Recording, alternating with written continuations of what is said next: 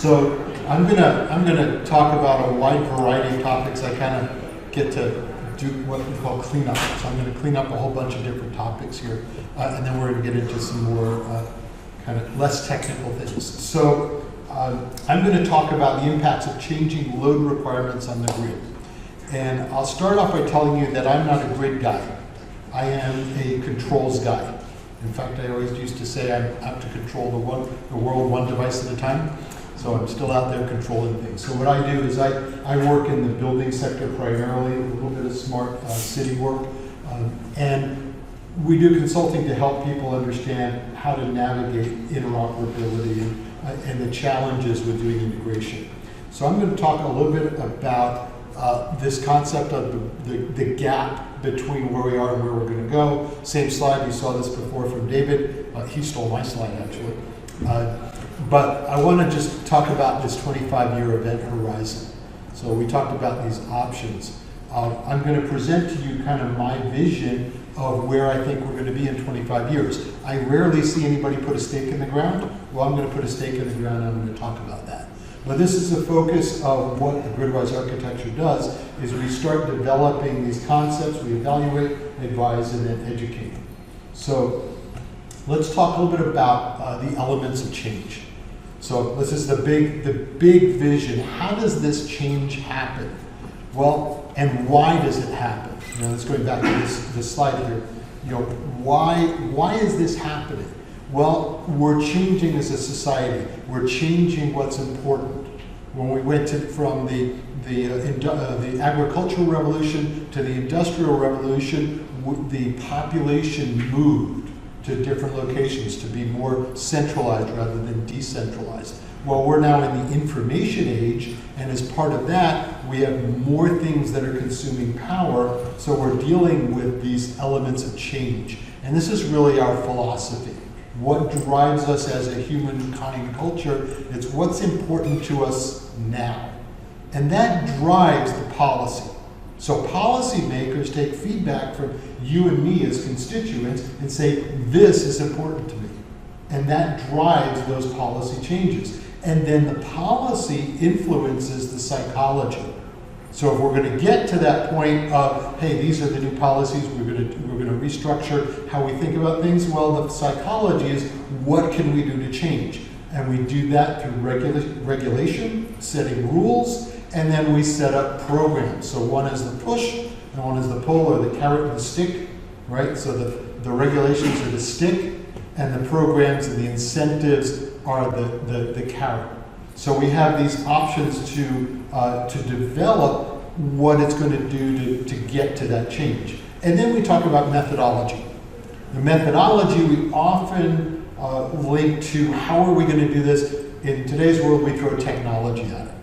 So technology is going to try and solve this. And these are kind of the three pillars of the world that I live in, which is psychology, philosophy, and methodology. It also follows my education. I have an undergraduate degree in mechanical engineering, computer science from Carnegie Mellon. I have a master's degree in psychology and another master's degree in philosophy. So that's how I get to where I am today. Why? That's a conversation over a beer. But really, I'm a buildings guy. I get involved in detailed buildings. In fact, the new picture down there of me with the hard hat on, I took last week on a job site. So I'm involved in building control architectures that allow interoperability, that foster interoperability between lots of things that don't necessarily work well together, like fire systems and HVAC systems and lighting systems and security systems and DERs and solar PV and EV charging systems. I'll talk about that. That's kind of the world that I live in, and I bridge that gap into the belief that building automation and these control systems will drive energy efficiency on the grid. And you'll hear more about this throughout the course of my little talk here. But one of the things we talk about is that buildings have a very large role in the grid consumption. If you look at where the grid consumption is, somewhere around 70 to 75% of all load is metered at a building. And that building has a control system in it, or many do. And part of that is looking at the impact of buildings and what's going to be on that 25-year event horizon. And one of the ones that comes up is data centers. We're going to go into that in some detail. And then we look at what David was talking about, distributed energy resources, microgrids, and efficiency improvements on the backside of the meter. You know, not the utility side, but behind the meter. Owners are making decisions that are then going to affect what's happening on the utility side of the meter.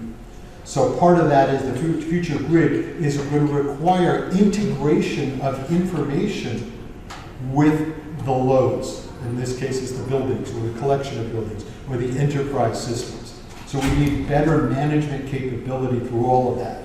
And I believe grid-connected buildings will require a level of reliability and interoperability so that that information that David mentioned, that interoperability between those structures and systems, has a very well-defined context. So I'll talk a little bit about that. So a couple of benchmarks. Now, some of you may have seen these. They kind of all say the same thing. What was in the past is no longer in the future. The way we develop power plants, the way we developed our load consumption profiles is changing. In fact, if you look at the energy consumption, that upper left chart there, from maybe 2001 to around 2020, was pretty flat. And if you go back in time even farther than that, the load consumption from the 60s and 70s to the 90s and 2000s was relatively flat. And then the proverbial hit the fan, and we're starting to ramp up our load requirements of all types of loads. So that means that we have to invest in the grid in order to counteract that by defining what kinds of new generation. And the chart down on the lower right there is the investments that we were captured in 2024 of large-scale utility plant generation capacity, and you can see a large percentage of that 60 or 58% was solar, and then a small portion of that was natural gas, and then everything else in the middle. Even though natural gas is our biggest user of or producer of energy today, the investments are still outshined by the renewables, which is a good thing. So you can just get a rough idea that we're changing the way we consume data or consume energy, and the grid has to change. There we go. So as part of GWAC's mission is to try and define where we're going to be in 25 years. And you get 13 individuals in a room and you ask them the same question, you'll get 25 opinions. That's a very common thing. So we aren't really able to narrow it down to one common vision. But I did take a stab at it. And I say that in 25 years, we hope that we'll have a 90% reduction of fossil fuel as the primary energy source. And we can back that up from that last chart to show where investments are being made. Their investments are not necessarily in the fossil fuel generation, at least until through 24. They are going into more renewables. Grid architecture shifts to a primarily distributed system. We're already getting there, whether we want to or not. How many folks have solar on the roof? Okay, so less than half. I have solar on my roof. I would say in the next few years we're going to see that jump even more. We're going to be seeing more distributed energy resources and utility generation as equal. So we're going to be having electrons flow both in and out of the utility. That's just going to become a natural course.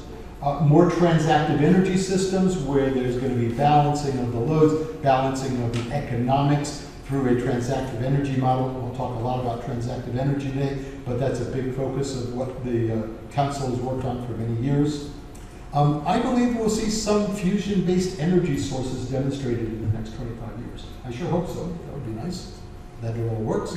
And that in 25 years, BHAG, you all know what a BHAG is, no coal-based energy sources in the U.S. grid. People might yell at me for that, but I still believe that coal and dirty energy has to diminish greatly. And our natural gas, fossil fuels, will reduce from by 50% from 2020 numbers, and our grid load is going to increase by 20 to 40%. And I built this slide a year ago, and now the boom in AI, it's going to be much, much more than that. So I'm going to talk a little about that later. So it's going to be more. Continued electrification of buildings, cities, and transportation is going to generate more load and flexible load requirements. Oh, and sorry, before I do that. And we're going to need to put a stake in the ground and say, hey, maybe we're 50% believable in this, maybe this is right, but at least it gives us some place to start. So given these event horizons, what are the things that we have to look at now in order to plan for that? As David said, we're bridging back from the future. So I pulled out my purple crystal ball and said, what are the market drivers today that we're looking to account for? And the big one is AI and data centers. So I'm going to spend a bit of time on that. The other one that I put in there as kind of the subset of that is micronuclear. So I'm going to talk a bit about that in a little detail here in a minute. And then the decarbonization and electrification of the built environment. And I'm going to sort of lump into that electrification of transportation because they relate. Where do you normally take your car to recharge your car? And where is it coordinated with? A building. You don't just plug in on the side of the road. Most of the time you take it home, you take it to your employer, you take it to the mall, you take it to someplace. It's the building that's coordinating that. It's the building owner, it's that location. Not until we get inductive coupling on the freeways is it really going to be part of the transportation grid. We're not there yet, not like rail cars. But we still have buildings that are controlling that, maintaining that, dealing with the economics behind it. It ties into a transformer that's normally metered from a building. So I lump that together because I'm a buildings guy. Let's talk a little bit more about that. I have that little footnote down there. It's kind of an important footnote. We're seeing AI plants now connecting to the power generation behind the grid. You understand what I mean by that? You got the grid, you got your generation, you got the grid and the interconnect. As soon as you go into that interconnect to the grid, you're dealing with the regulations. You're dealing with ISO and you're dealing with the FERC rules. If you can connect behind that interface directly to the generation, you can bypass all of that. And that's what's happening. So that is actually an article that I pulled up that we're seeing people driving the data centers right next to the utility and saying, bypass the grid, give me a cable right out of the generator and plug it into my data center. The challenge with that is that reduces the amount of available power for the grid. So now you say, oh, economically, I'd rather have a single customer that I can maybe give 25% of my power to at a fixed rate, and then I reduce the amount available for the rest of us. So that democratization that David mentioned before, that starts to diminish as we start getting these behind the grid interconnections. And the second one is the nuclear energy, these micronuclear plants. If you've read that article by Bill Gates investing in that as the next set of Microsoft data centers, will be powered by a micronuclear. So let's take a look at those in general. So AI in general, and thank you, Sean, for the slide, I stole it from him, are being driven by lots of different corporate functions and market sectors. Everybody's talking about it. But there is a cost to AI. We're not paying for it yet, but we will. It's the cost of the energy to run those AI servers. So when we look at the scope of data centers across the US, data center location and the interconnection of the data center with the utility are a direct map. And there's a third one most people forget about, is that if you're a data center and you're going to be feeding information to the general internet, you need the fiber optic interconnect as well into the backbone of the North American internet, right? So you look at the white lines there, the white lines are the fiber backbones where the big sources, the big pipes are for the interconnect to the grid, or to the internet. So you take those three things, overlay them together, and you start having this impact of where is it logistically possible to put an AI data center, and how are you going to develop the power requirements for that, and all the other pieces that kind of go with that. So it's the data center operation really in the last 2 years has grown tremendously. It's affecting the way we think about the grid. It's affecting how utilities are developing their strategies as to how they're going to be able to service the customers, and where they're going to be able to, for the most part, make money, because utilities are in the business of making money along with making energy. And it's going to impact rates, it's going to impact regulations, it's going to impact infrastructure, and other things as well. Anybody live near a data center? Have a data center in your backyard? No.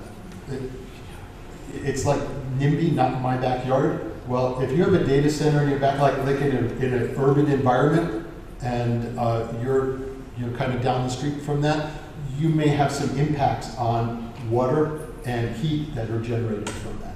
So you need water, you need power, so forth. So hyperscale data centers present a unique challenges and opportunities that warrant consideration of new operational and regulatory strategies.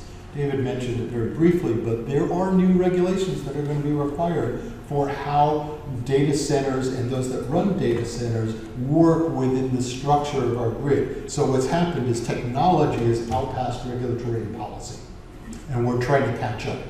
And we're going to hear a little later about some of the policy changes or policy recommendations that GWAC is offering to the regulatory and policy market that is dealing with some of these complex challenges and opportunities.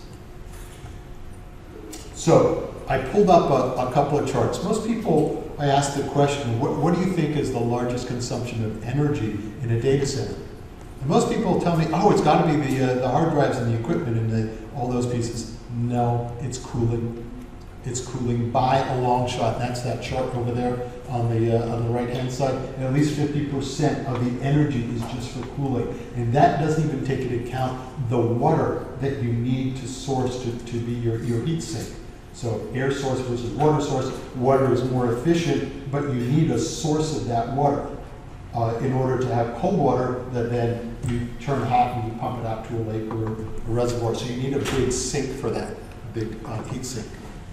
And then you look at the right-hand chart there. I pulled up a chart looking at the potential market growth in what parts of the world. The US and China make up 80% or more of the proposed data center sites around the world compared to the rest of the world. So there's a huge, let's call it demand as well as opportunity, as well as challenges that all come with that. So just when you think about it, keep it in mind what AI is doing for you and what are the impacts. And I thought I'd show you something about a micronuclear plant. I've heard nano-nuclear plants as well. What does a micronuclear plant look like? Well, literally it fits on the back of an 18-wheel truck. And you can drop it in, and there it is. There's a picture of one there. That actually is the one up in the upper right-hand corner is a prototype picture, or actually a picture of one being designed. I pulled off one of the manufacturer's sites. These are pretty much ready to go. And now it's a regulatory issue. What do you do with the spent fuel? How do you manage it? What happens when you drop it in a data center and then you want to move? The military is using these for operations of military exercises where they can drop in essence, build up a small town in a couple of days, drop in a micronuclear plant, and they can power the entire town for a military operation. But these things are powering, anywhere from 1 megawatt to 200 megawatts in the back of a truck. They're being used quite heavily in Europe right now, but they're going to grow. So that's my AI conversation. Let's talk a little bit about buildings.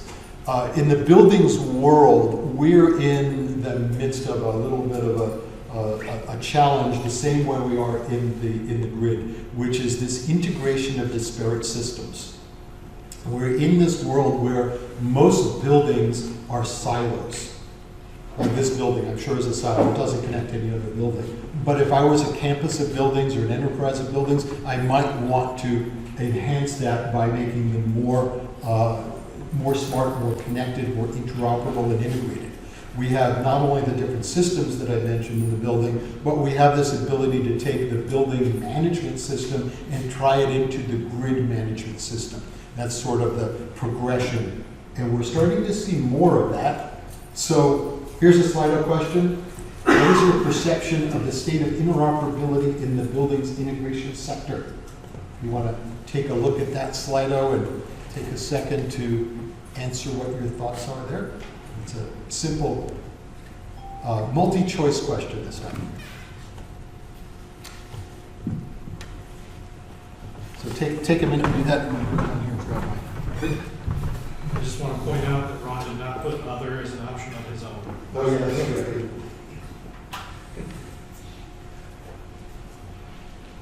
I took some liberties last night at 10 o'clock.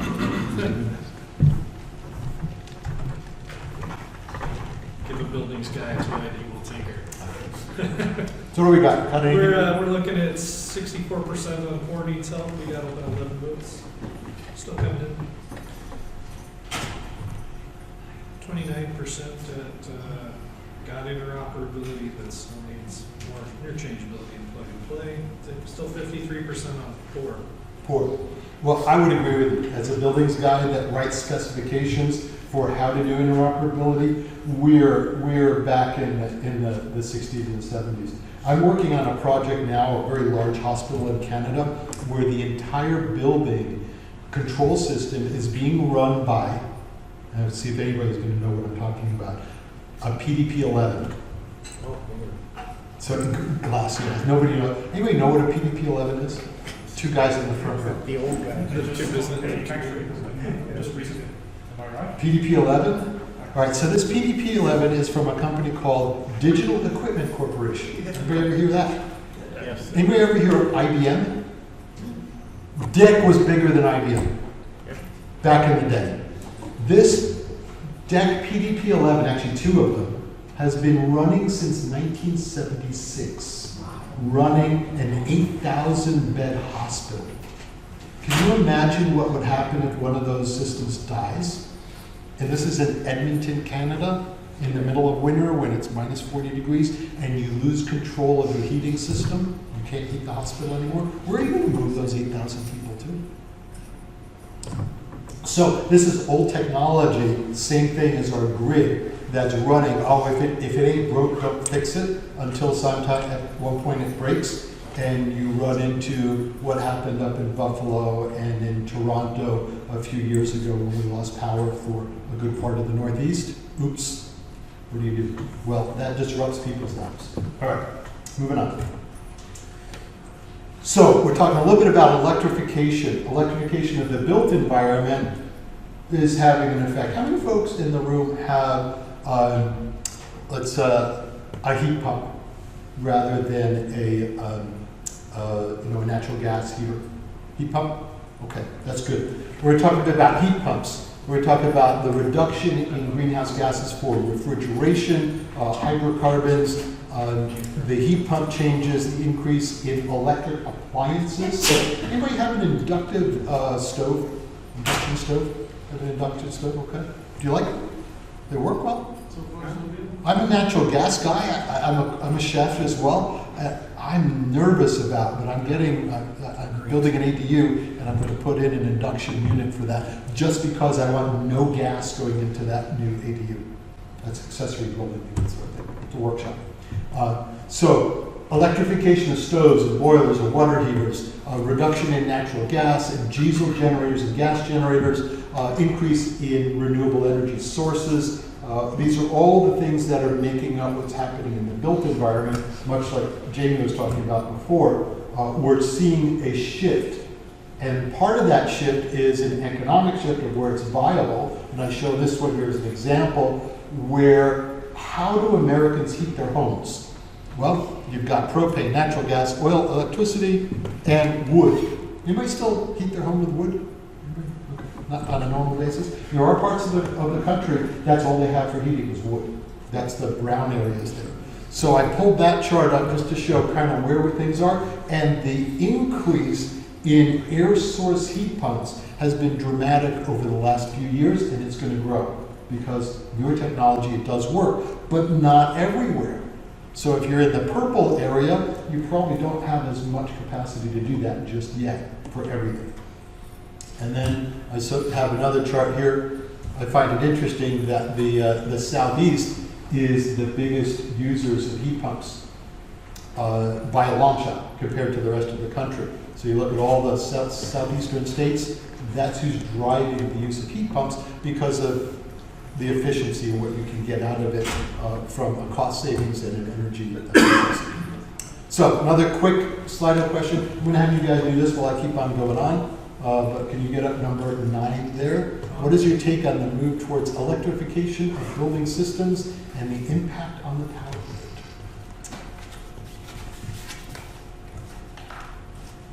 Okay, so while you're answering that one, I'm going to roll on here and talk a little bit about distributed energy resources and their management. How many folks are familiar with the term DERMS? All right, you're RE plus, I should see every hand up here. Distributed energy resource management, that little chart there on the right. David mentioned this, that we need some sort of central management or coordination effort. It's part of that overall grid architecture so that we can manage the complexity of these distributed resources, the shift in load, the graph there, I like the graph on there, or the icons on the left-hand side there, which kind of define where energy is, where it's going, what are the sources in that little hub in the middle there. That's the coordination effort. And that coordination effort is a lot of software. It's a lot of computer technology that has to deal with the real-time nature of balancing the grid, as well as balancing the economics that go with that.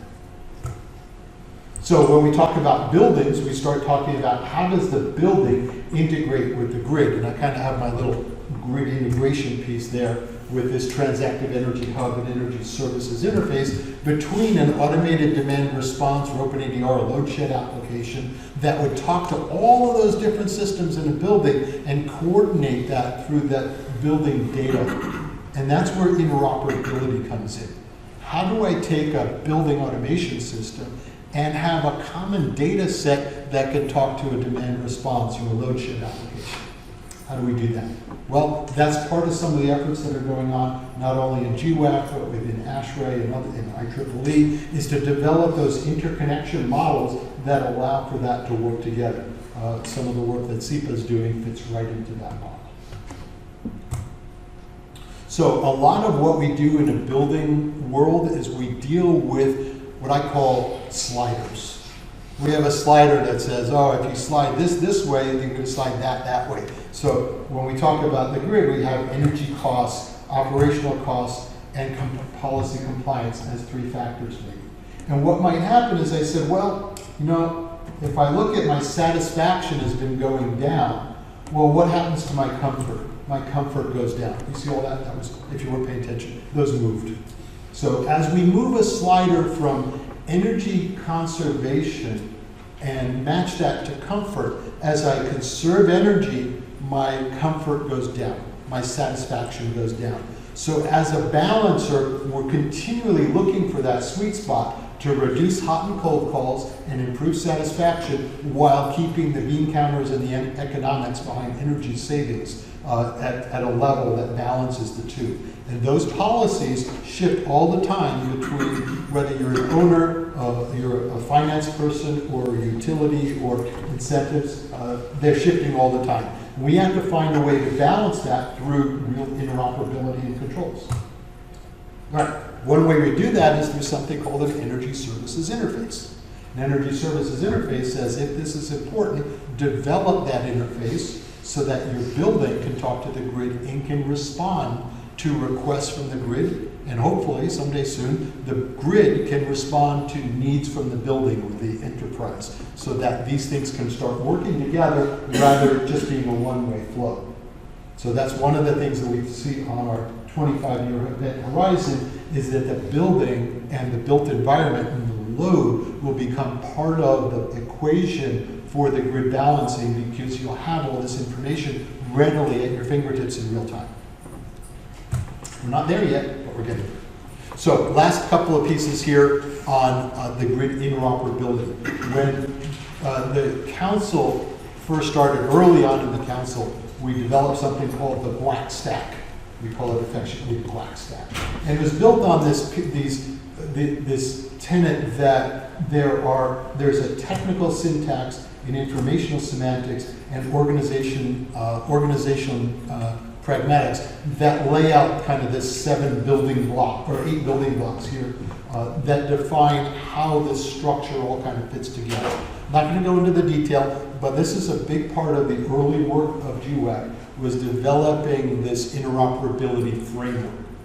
So there are economic, there's business, there's technical, all of those things kind of fit into those 3 little blocks there. And then we started looking at, well, what are the issues that feed across those different blocks? And we have our cross-cutting issues, such as the meaning of content, the resource identification. Remember, time is an issue here, whether you're in nanoseconds and microseconds versus days, weeks, and months. If you look at the grid, and I think somebody's going to talk about that later, you're going to see the scale of what happens at different levels of making decisions. That means you have to have systems that can respond to those different levels. So we have all these different cross-cutting pieces here. There's a nice paper that defines that. That's on our website. I've got the web link up there if you want that. And so then we took that model and said, let's overlay how far are we along with interoperability. So we call it the interoperability maturity model. And that defines the measure of effectiveness of these different methods for assuming that interoperability criteria meet a set of categories. And we developed 33 criteria in 6 different categories. Those are 6 different categories. And we put that into a nice matrix and said, where are we in this model at the time, and where do we need to get to? And so this is our maturity characteristics model. And you get a lot of good detail in this paper. There's a link to the paper down in the corner.